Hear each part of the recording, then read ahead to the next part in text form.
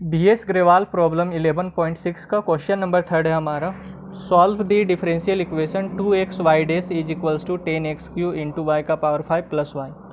ये जो differential equation है वो हमारा बर्नौलीज इक्वेशन पर बेस्ड क्वेश्चन है, और बर्नौलीज इक्वेशन को ही हम लोग reducible to the Leibniz linear equation कहते हैं। तो इस डिफरेंशियल इक्वेशन को सॉल्व करने में मैं जो प्रोसीजर या फिर जो कॉन्सेप्ट अप्लाई करूँगा वो हमारा हर एक वो क्वेश्चन में अप्लाई होगा जो बर्नौलीज इक्वेशन पर बेस्ड होगा, ठीक है। और इस डिफरेंशियल इक्वेशन को आप लीनियर डिफरेंशियल इक्वेशन का एक अपग्रेडेड क्वेश्चन मान सकते हैं, क्योंकि यहाँ पर हमारा सारा है सो लीनियर डिफरेंशियल इक्वेशन का ही कॉन्सेप्ट यूज होता है। जैसे यहाँ पर इंटीग्रेटिंग फैक्टर निकालना और इसका रिक्वायर्ड सॉल्यूशन के लिए ये फार्मूला यूज करना, तो सारा इसमें हमारा लीनियर डिफरेंशियल इक्वेशन का कॉन्सेप्ट यूज होता है, ठीक है। तो सबसे पहले तो इसको आपको लीनियर डिफरेंशियल इक्वेशन के फॉर्म में कन्वर्ट करना पड़ेगा। तो यहाँ पर देखिए 2xy डैश है is equals to 10x³ into Y का पावर 5 प्लस वाई। अब y डैश का मतलब कि y का एक बार डिफरेंशिएशन हो रहा है, और y डैश को आप dy अपॉन में dx भी लिख सकते हैं। इन दोनों का मतलब हमारा सेम ही है। यहाँ पर भी y का एक बार डिफरेंशिएशन हो रहा है, और ये जो डैश लगा है इसका मतलब है कि y का एक बार डिफरेंशिएशन हो रहा है, ठीक है। तो इसे y डैश को आप लिख सकते हैं dy अपॉन में dx।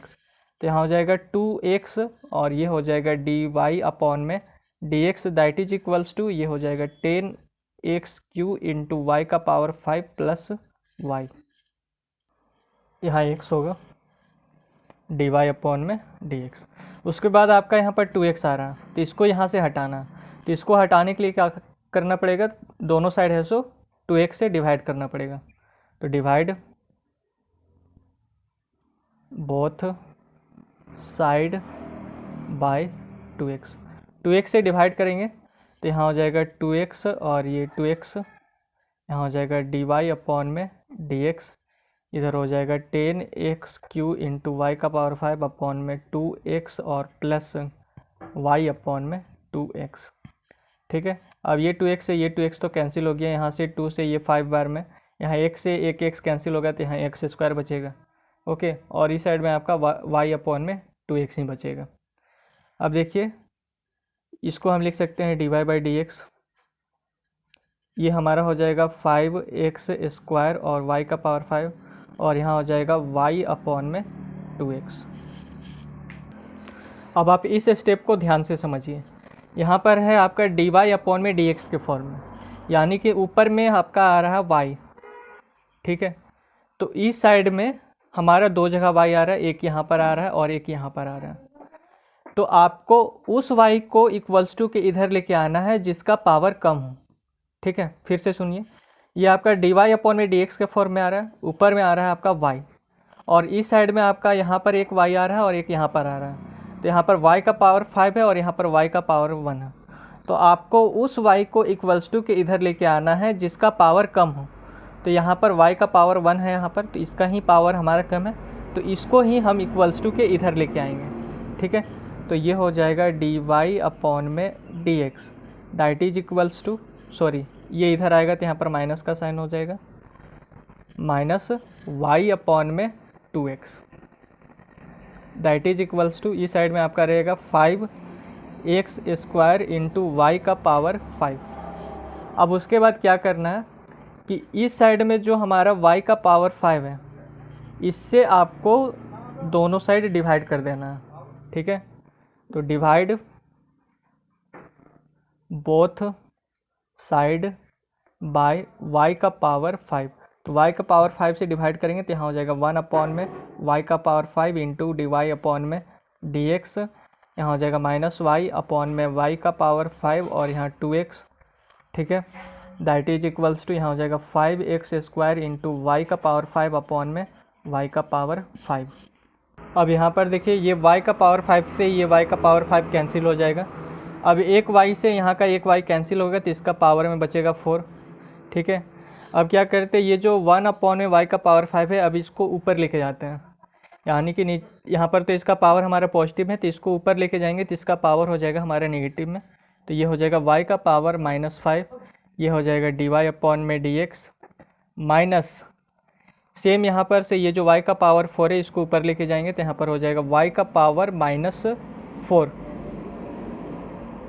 और अपॉन में हो जाएगा 2x, that is equals to ई साइड में आपका बचेगा 5x²। अब अगर हम y के पावर -4 को z मान लें, ठीक है, ये जो y का पावर -4 है, आप इसको अगर z मान लीजिएगा और इसको डिफ्रेंशिएट कर दीजिएगा विथ रिस्पेक्ट टू x, तो आपका ये आ जाएगा, ठीक है। तो हमने z इज इक्वल्स टू मान लिया y का पावर -4, इसको डिफ्रेंशिएट करना है विथ रिस्पेक्ट टू x, तो यहाँ हो जाएगा dz अपॉन में dx, क्योंकि नीचे में हमें dx लाना है, ठीक है, इसलिए इसको डिफ्रेंशिएट कर रहे हैं विथ रिस्पेक्ट टू x। तो यहाँ हो गया dz अपॉन में dx, that is equals to ये हो जाएगा d अपॉन में dx और ये y का पावर -4, तो dz अपॉन में dx इज इक्वल्स टू, अब ये हमारा फंक्शन y का है, तो इसको है सो थोड़ा मॉडिफाई करना पड़ेगा, क्योंकि y का फंक्शन है तो इसका differentiation with respect to y होगा, ना कि विथ रिस्पेक्ट टू x। तो इसको मॉडिफाई करते तो यहाँ पर लिखते हैं d अपॉन में dy। अब एक dy मैंने नीचे लिखा तो एक dy हमें ऊपर लिखना पड़ेगा, और ये dx, ताकि ये dy से ये dy कैंसिल हो तो आपका d अपॉन में dx बचे, जो कि यहाँ पर है। अब यहाँ पर है y का पावर -4, तो यहाँ पर मैंने लिखा y का पावर -4, ये हो जाएगा dz अपॉन में dx। अब हम यहाँ पर ये वाला फॉर्मूला यूज कर सकते हैं, d/dx ऑफ x का पावर n होता है हमारा, ये जो n है यहाँ पर आ जाएगा और x का एक पावर कम हो जाएगा, यानी कि n-1 हो जाएगा, ठीक है। तो यहाँ पर ये जो -4 है ये हमारा नीचे में आ जाएगा और इसका एक पावर कम हो जाएगा, तो इसका एक पावर कम यानी कि y का पावर -4 और -1, तो ये हो जाएगा y का पावर -5। तो यहाँ हो जाएगा y का पावर -5 और इंटू dy अपॉन में dx। अब यहाँ पर देखिए y का पावर -5 और dy अपॉन में dx यहाँ पर आ चुका है, लेकिन ये -4 हमारा एक्स्ट्रा में, तो इसको है सो यहाँ पर डिवाइड कर देंगे, ठीक है। इसको इधर लेके आएंगे, यहाँ पर मल्टीप्लाई है तो ये डिवाइड में चला जाएगा, तो यहाँ हो जाएगा -1 अपॉन में 4 और dz अपॉन में dx, that is equals to y का पावर -5 इंटू dy अपॉन में dx, ठीक है। अब यहाँ पर y का पावर माइनस dy अपॉन में dx के स्थान पर आप लिखिए -1/4 इंटू dz अपॉन में dx को, तो यहाँ हो जाएगा -1/4 और इस जगह पे हो जाएगा dz अपॉन में dx, ठीक है।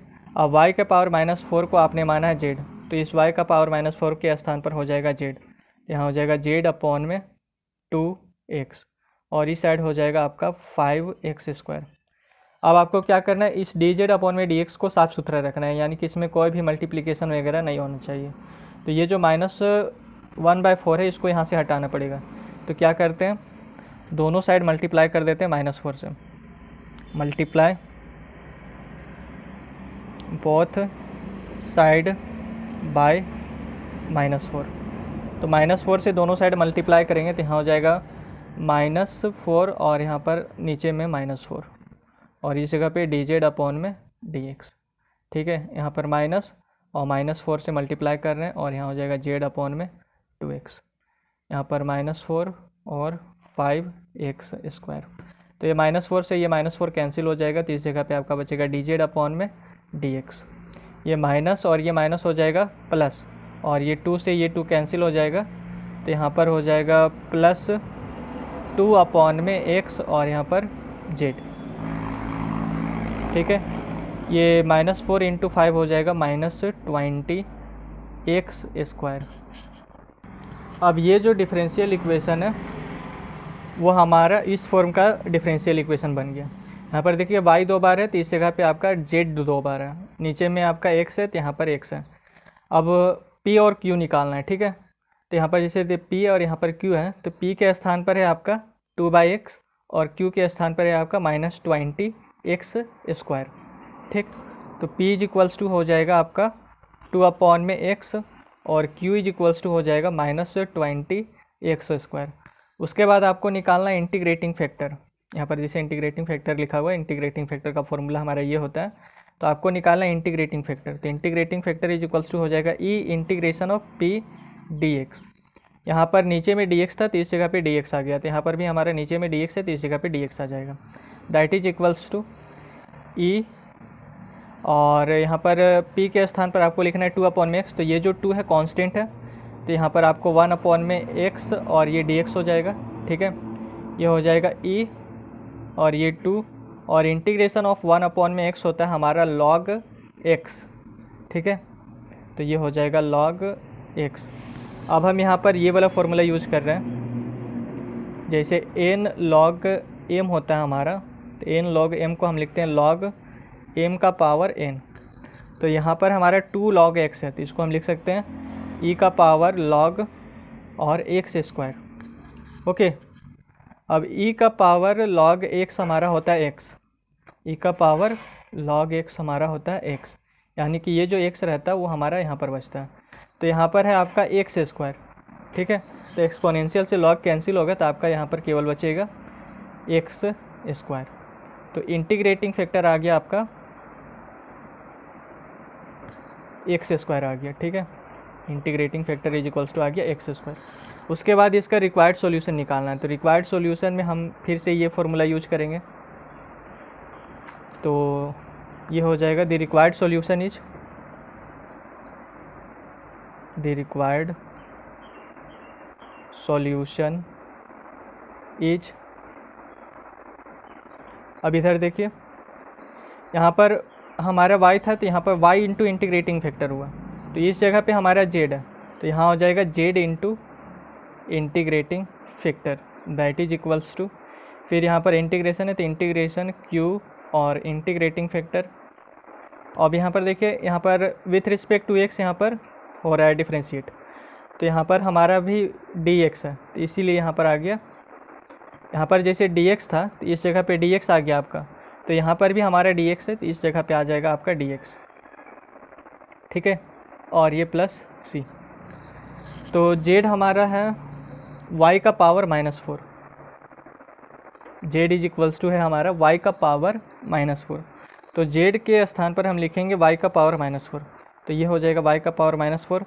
और इंटीग्रेटिंग फैक्टर है आपका x स्क्वायर, तो यहाँ हो जाएगा x square that is equals to integration, और q है आपका -20 x स्क्वायर, तो -20 को आप रख लीजिए बाहर,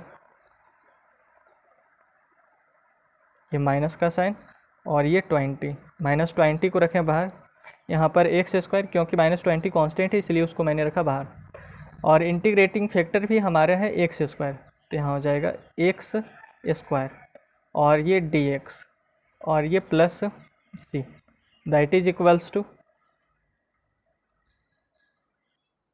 यहाँ हो जाएगा -20 और integration x square into x square हो जाएगा x का पावर 4 और ये हो जाएगा dx और प्लस c, ठीक है। अब y का पावर -4 को आप लिख सकते हैं 1 में y का पावर 4 और यहाँ हो जाएगा x का square that is equals to, यहाँ पर -20, और इसमें हम ये वाला फॉर्मूला यूज़ कर सकते हैं, जैसे इंटीग्रेशन ऑफ x का पावर n dx होता है हमारा x का पावर n+1। अब ये जो n+1 ऊपर में है वो हमारा नीचे में भी आ जाता है, ठीक है। तो यहाँ पर है आपका x का पावर 4, तो यहाँ पर हो जाएगा x का पावर 4 + 1, तो यहाँ पर हो जाएगा, जैसे यहाँ पर n था तो n+1 हो गया, तो यहाँ पर 4 है तो 4 + 1 होगा तो 5 हो जाएगा, तो ये हो जाएगा x का पावर 5। अब जैसे n+1 यहाँ पर था तो नीचे में भी n+1 आ गया, तो यहाँ पर हमारा 5 है तो नीचे में भी आ जाएगा 5 और ये प्लस c। अब ये 5 4 जा हो जाएगा 20, ओके। तो इस जगह पे आपका बचा 1 में y का पावर 4 और into x square that is equals to, यहाँ पर आपका बच रहा है, पहले आप पॉजिटिव वाला को लिख लीजिए, तो यहाँ पर है c और ये -4 x का पावर 5। अब ये जो y का पावर 5 है आप इसको यहाँ से मल्टीप्लाई कर दीजिए, तो x square is equals to हो जाएगा c -4 x का पावर 5 और यहाँ y का पावर 4, ठीक है। तो अगर आपको ये वीडियो अच्छा लगा हो तो चैनल को सब्सक्राइब, वीडियो को लाइक और अपने दोस्तों के साथ शेयर ज़रूर करें। धन्यवाद।